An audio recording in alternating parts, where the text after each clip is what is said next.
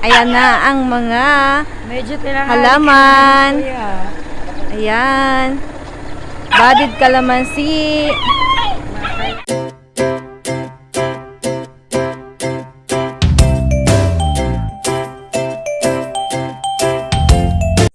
Good morning. So today is Feb 24 and today is my birthday. Ang ganda ng morning dito. It's 6:43 guys in the morning. Dito pa rin yan sa bahay ng kapatid ko. So tumakbo ako dito. Maaga tayong gumising. Hindi naman sobrang aga. Mga 6 guys. And ito nga ang makikita mo dito tuwing umaga sa probinsya namin.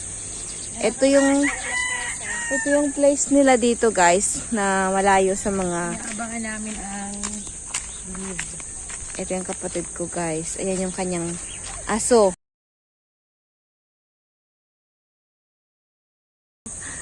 Ayan, ang ganda guys. Tingnan nyo oh, yung sun. Ay, nakakasilaw. Ano pa siya? Papataas pa lang yung araw. Good morning ulit sa inyong lahat. So, nandito tayo ngayon sa bahay ng kapatid ko. Late na ako guys. Actually, magsisimba muna tayo bago tayo pumunta dito sa kanyang bahay. At meron tayong inaabangan ngayon. Yes, today is my birthday. Kaya kailangan ko sana magsimba guys. Malapit yung simbahan namin. Dito sa aming, dun sa bahay namin. Ito yung bahay ng kapatid ko. So, pwedeng lakarin, pwedeng magmotor or sasakyan. Napaka-accessible guys. So, ito yung kagandahan dito. At least, diba, may napupuntahan tayo. At ang maganda guys, tingnan nyo naman ang paligid view. Sabi niya, pag sobrang aga dito, medyo nagpa-fog siya. Pero ngayon, may araw na guys. So, sa mga gusto dyan magpa-araw-araw, bumangon kayo ng mga 6 or 7. Kasi pag sobrang init, hindi na maganda. Dito may binibenta siya guys, mga puno. Meron siya tinitindang mga budded, grafted na mga plants. Katulad ng kalamansi, kiat-kiat. Yung, basta guys, mamaya ipapakita ko sa inyo. Marami siya, pero ngayon, abangan natin yung deliver. Ang ganda magbenta-benta, kasi dito tayo sa probinsya. Ang maganda lang, kahit wala kang lugar na paglalagyan ng tanim, kasi guys, ito, pwede siya sa paso. Pwede siyang mamunga na. Diba? Budded kalamansi. Makikita niyo yung talagang namumulaklak. May mga bunga na kahit maliit pa lang. Kaya sa mga gustong bumala dyan, mine na kayo. Ito kung may kalamansi budded, ito naman aso body. Ayan. Hindi, ano to? Ano yan? Asong, kambing na nagpapanggap na aso kasi mahilig nangat-ngat ng halaman. Nakatali siya doon sa kanyang bahay-bahay. Diba? So, wala Ganun pa. ba yun? May reincarnation. Ayan. Ng kambing at aso. Diba? Pwede diyang pwedeng may doon, sa bando doon, meron silang pinapaliguan yung sa irigasyon. Ayan, irigasyon. So, sa kabilang kalsada, medyo siksika na. As in, wall to wall talaga yung bahay. Yung front lang ng kalsada nyo, yun yung parang space. So, mayroon din kaming tapat, pero hindi siya ganun kalaki yung space. Kaya dito, gustong-gusto ko kasi green na green. Tapos yung araw, yung hangin, sariwa, diba? Mag-picnic tayo. Kasi makulit. Nangangain ng mga tsinelas at sinisira yung mga halaman. Ayan. Diyan ka muna. Diyan ka muna, buddy. Stay there, buddy. Hala. Diyan ka lang. Ayan guys. So, ipakita ko sa inyo. Ito yung mga binibenta ng kapatid ko. Ito, mga kalamansi. Budded kalamansi, guys. Pero yung iba, nabenta na. Yung iba kasi nag-order na before pa dumating yung deliver. May mga order na kaya after ma-deliver dito, talagang dinidispatch na nila. Ito yung mabenta sa kanya, yung medyo malaki na. Tingnan nyo naman, oh, di ba? May mga na, may mga bunga na, namumunga na siya. ko. Ayan. So, pwede to sa inyong bahay kahit wala kayong space, guys. Mga ganito dapat ang inilalagay nyo. Kasi, ito, hindi siya nakakakain ng space. Lalo na pag yung mga low area, yung bumabaha, pwede nyo lang buhatin. Yung mga mahihilig dyan sa halaman, pwede to kasi ito, guys, sabi nila, kailangan alagaan talaga. Katulad pagka may nakita kayong medyo sira na yung mga dahon, tanggalin nyo na. Kasi ayon doon sa nagbebenta, nakakaano din daw ng nutrients, nakakaagaw. So pag medyo luma na o yung matanda na yung dahon, yung nasa dulo, tanggalin na natin. Para dire-diretso yung ano niya, yung nutrients.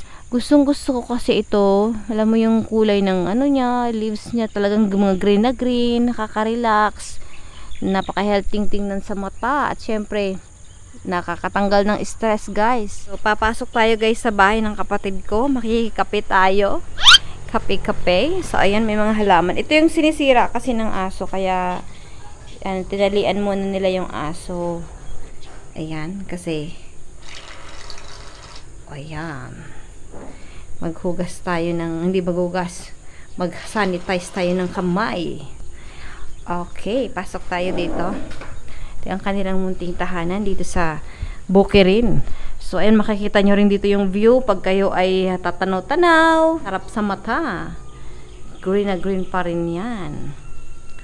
At ito yung mga sulat ni Argos na aking pamangkin, kung ano-ano yung pinagpapaskil. Kasi syempre, 'di ba, mag-isa lang siya dito, walang kalaro. Kaya pumupunta dito yung anak ko. Ayan, tingnan niyo naman, oh, may insekto.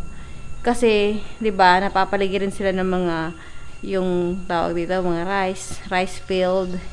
So merong insekto. Sa gabi daw pumapasok, kaya sinasara nila yung mga bintana, yung pintuan. So, ayan, makikita nyo, green na green.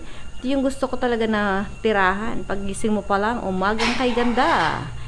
Yan, diba? May feel mo talaga. Every gising is a blessing. Ganda ng altar. Makikikapi tayo kasi maaga pa. Wala pa yung deliver. Yan, magkakapi tayo. Ito yung, yan, nagdala tayo ng pandesal. Malunggay pandesal, oo. Merong, guys, doon sa kanto namin ng malunggay pandesal. Kaya dinala ko dito. Ito yung pandesal namin dito sa probinsya. 'Di ba, makita niyo naman, oh. Toasted, meron siyang tawag dito, medium siya. Mga medium lang pagkaluto. Kung gusto niyo, pipili kayo, tatanungin naman kayo kung gusto niyo ng toasted pandesal or your medium lang na pagkaluto. Ka-partner nito, guys, ay kape. Ito yung dito sa banda to, guys. Ito yung ang ganda dito. Nakikita mo yung talaga yung sikat ng araw. Hindi siya ganun talaga makitang-kita. Pero yung sinag niya, maaaninag mo ka. Ayan. Nakita ko na. Oops, may tao doon. Yan yung nagtatanim ng palay. Makikita nyo, oh. Papunta doon. Mag-aabono? Mag-aabono pala siya. Masipag. Oo nga, tingnan nyo naman, oh. Binibigyan daw siya ng saging, kamote. May kamote dyan, guys, dyan sa daanan. Hindi ko naabutan yung kamote na binigay.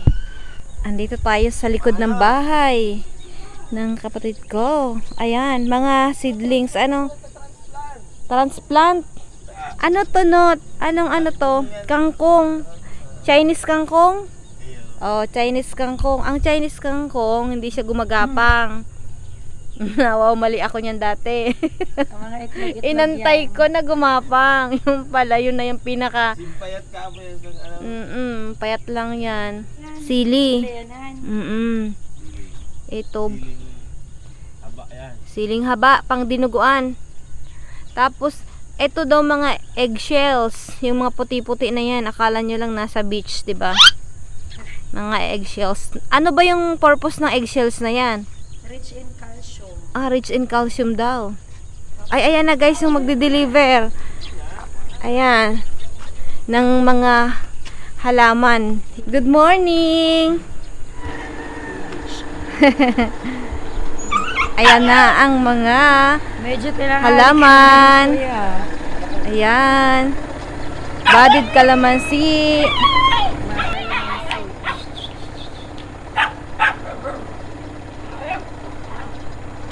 So, ang dami. So, ito, ano siya, iba-iba siya. Hindi lang budded kalamansi.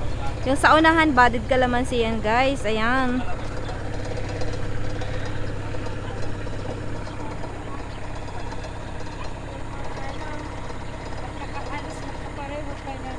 Saan po galing ito?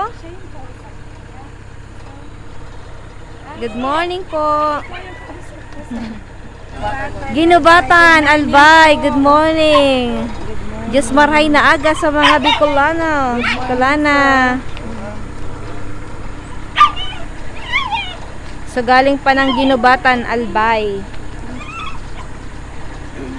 At andito kami ngayon sa malapit sa Naga.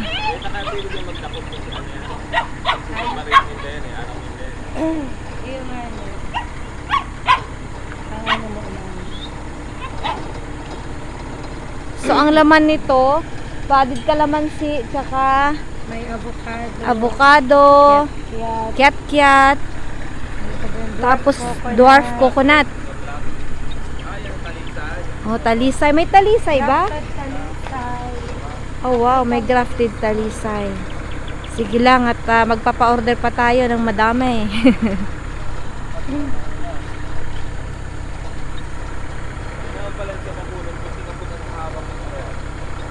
So may maliliit, may malalaki. Tapos ano pa kayo? Gimaras, mango. May mango pa? Oh, gimaras. Gimaras. Gimaras, mango.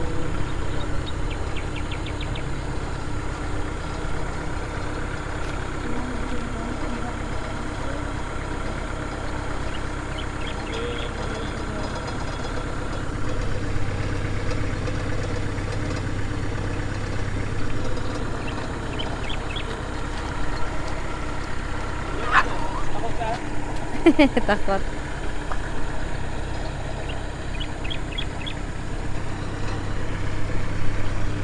Ito yung Ito ano to? mangga. Ito mangga, Avocado. Talisay. avocado, ayan. Avocado pa. Apat na. Avocado.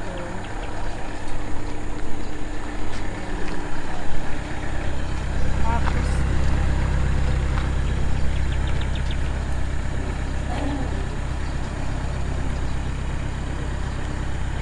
Asan yung kiat-kiat be? Ay, yung kiat-kiat, asan pa yung kiat-kiat? Nasa dulo. Ket-ket. Ayan, kiat-kiat. Parang ano din kalamansi, ano, citrus kasi. Pare-pareho yung ano, yung dahon. Pamilya ng citrus kasi.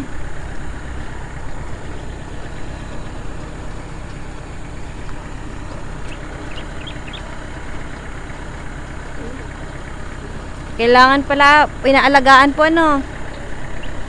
Kailangan din ano, alaalaga. Para mamunga.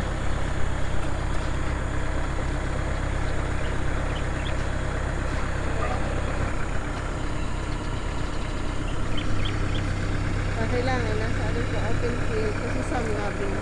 Ah, kailangan talaga may araw. Oo. Pwede yung natutuluan siya ng tubig na nagaling sa puno, sa ibang puno, nagdadumping siya. Ay, talaga? Malaki na, sumama pa yung kalamansi. So, pero yung direct na ulan, galing doon sa taas, okay lang. Wag lang galing sa may puno. Yung parang, ano na, yung tulo galing sa puno. Ah, talaga? Ang laki kasi yung galing tulog na galing sa puno. Ah, Hindi okay. tulad ng direktang O yan, may tip tayo guys.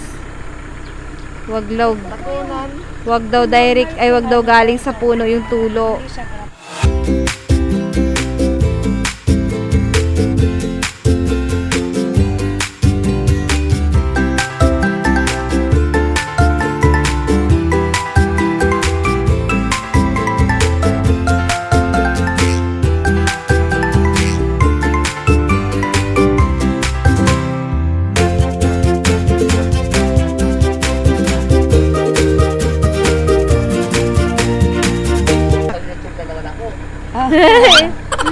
Ikaw. Ayan, may YouTube channel pala si ating kapatid. Ang kanyang YouTube channel ay Liz Gumtang TV. Ayan. Please don't forget to like, share, and subscribe. Ayan, share and subscribe talaga. Subscribe nyo naman guys. Ang kanyang content ay mga agriculture. So about pala to sa agriculture. Ang ganda nito sa mga OFW lalo na dyan. Para magkaroon tayo ng idea. Lalo na pag uuwi kayo ng probinsya, alam niyo naman, nakaka-relax to. Yun ang magandang investment kasi. Wow, may tip, may tip tayo from pagtatanim. Oo nga, puro ano talaga, marketing, grafting, propagating, mga ganun. So ako agriculture ang pinasukan ko dati, kaya lang nakalimutan ko na. So makakakuha tayo sa kanila mga tips kung papaano ba maghalaman. Ayun. So ito guys yung mga bagong deliver ngayon. So ito mga budded calamansi. Ito daw yung kiat-kiat. So halos magkapareho lang sila ng itsura kasi citrus family sila.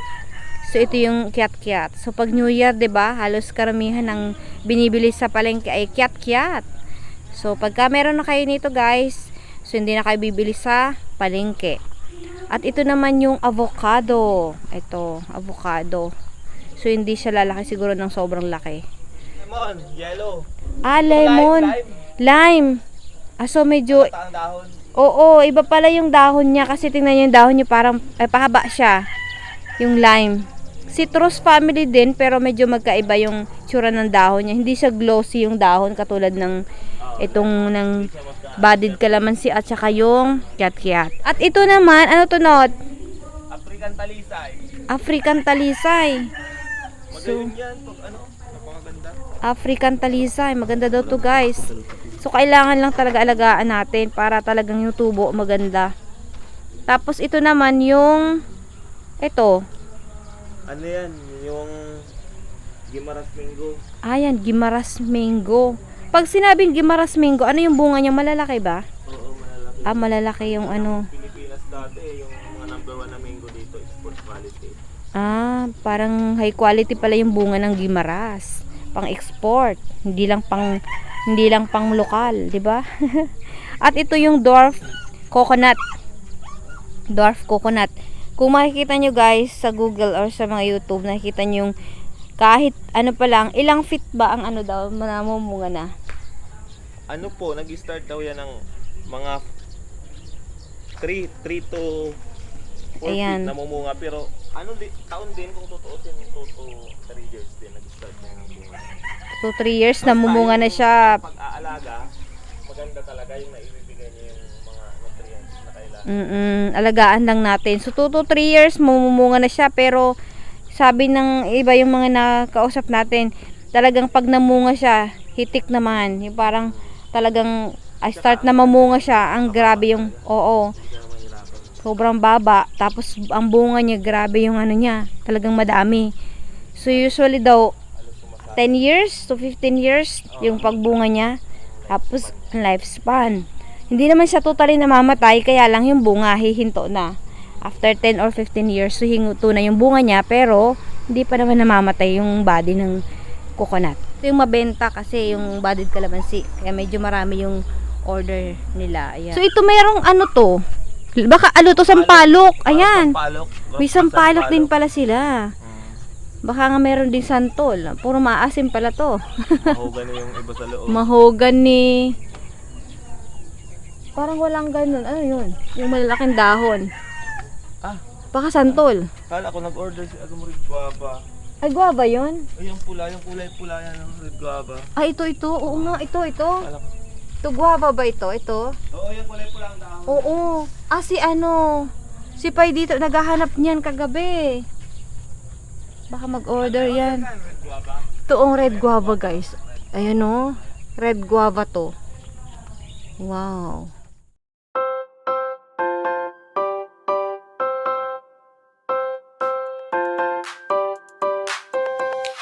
Kita mo yung green at yun nga yung mga deliver na ganitong kagandang halaman. At syempre 'di ba sa panahon ngayon, love our environment, di ba? So, kailangan nating mahalin ang ating kapaligiran. Magtanim tayo, guys, para maging healthy ang susunod nating henerasyon, di ba? At saka, syempre, napakaganda, guys, sa mata. Nakaka-relax. Syempre, lalo na ngayon, puro tayo mga online, mga ganun.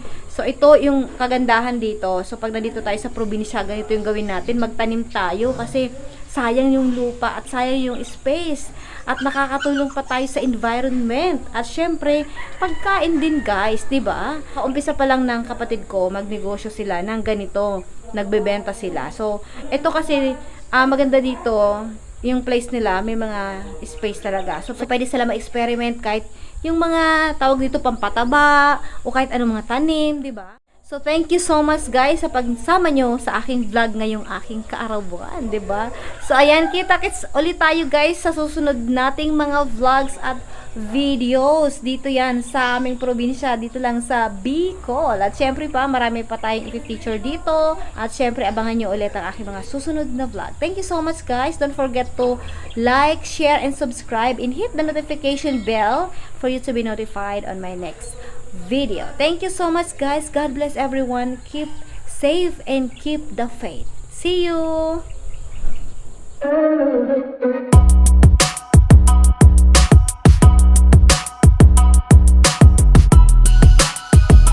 Good morning, guys! Good morning!